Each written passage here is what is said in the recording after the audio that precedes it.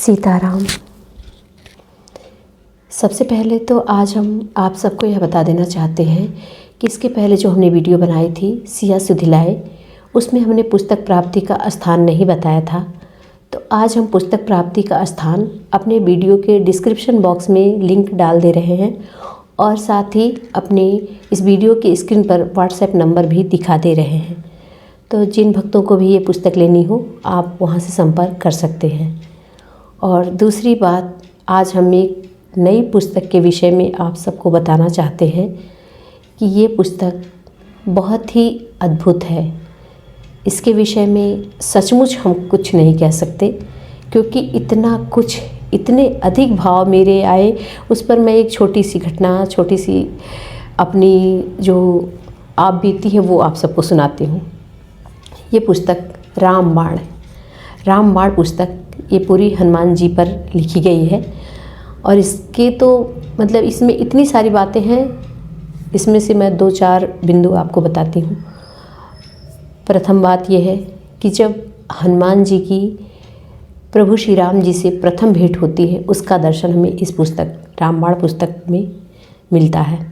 दूसरी बात कि हनुमान जी के शब्द सुनकर स्वयं प्रभु श्री राम का अभिभूत हो जाना। और तीसरी बात कि हनुमान जी एक बहुत कुशल अभिनेता भी हैं। इस बात का पता हमें इस पुस्तक रामबाण पुस्तक का अध्ययन करने के बाद पता चलता है। और भी बहुत सारे रहस्य हैं, चमत्कार हैं, जिनका आनंद हम इस आध्यात्मिक उपन्यास रामबाण का अध्ययन करने के साथ साथ ही प्राप्त कर सकते हैं। अब मैं एक बात जो बहुत ही विशेष है उसे बता देना चाहती हूँ कि जिन भक्तों की सचमुच सामर्थ्य नहीं है या जो भक्त सचमुच असमर्थ हैं एक पुस्तक लेने में, वो अपना पता इस व्हाट्सएप नंबर पर दे दें, उनको फ्री में पुस्तक भिजवा दी जाएगी। इस महंगाई के ज़माने में जो एक पुस्तक नहीं ले सकता उसको निश्चित रूप से पुस्तक दी जाएगी। अब मैं ये जो महंगाई के ज़माने में बात कर रही हूँ, इसका अर्थ ये है कि जहाँ महंगाई है, चारों तरफ महंगाई है, हर चीज़ महंगी हो गई है। खाना, घूमना, कपड़ा, दवा, सब कुछ महंगा है। वहाँ हमारे हर काम हमसे हो जा रहे हैं। इस महंगाई में सारे काम हम कर रहे हैं। बस एक गुरुदेव की पुस्तक हमें बहुत महंगी लगती है, जिसे हम नहीं खरीद सकते। तो इस महंगाई के ज़माने में सारे काम तो हमारे बड़े आराम से हो जा रहे हैं, चल जा रहे हैं। बस ये पुस्तक हमसे नहीं खरीदी जा सकती है, तो निश्चित रूप से उन्हें दी जाएगी।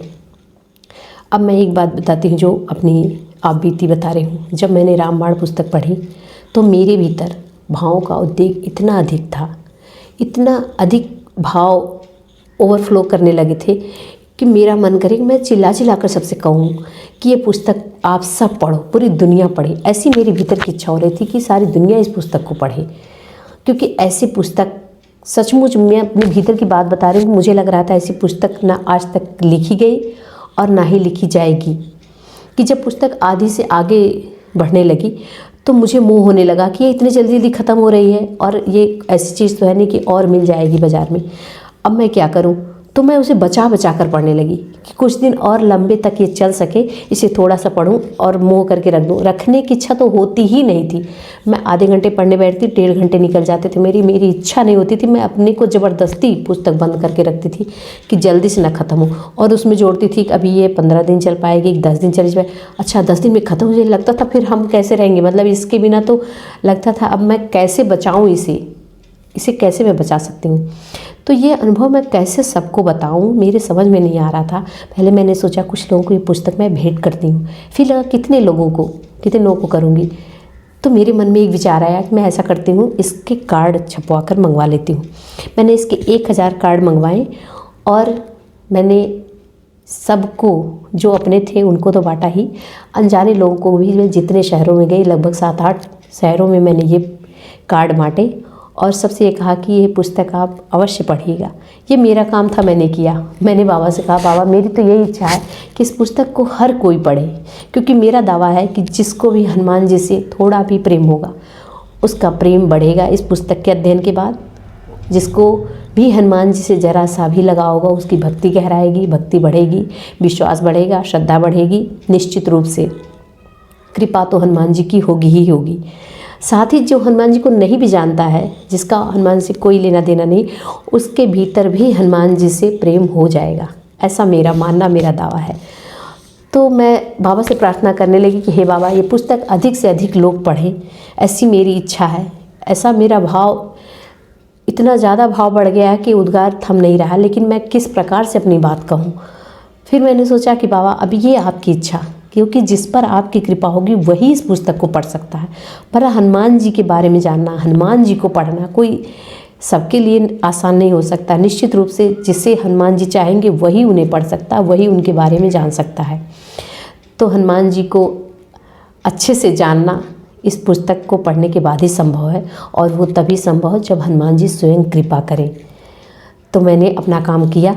अब मैंने बाबा के ऊपर सब कुछ छोड़ दिया कि बाबा, ये तुम्हारी इच्छा, तुम जिसको चाहो पढ़ाओ। मैंने तो अपना काम कर दिया। तो सीताराम।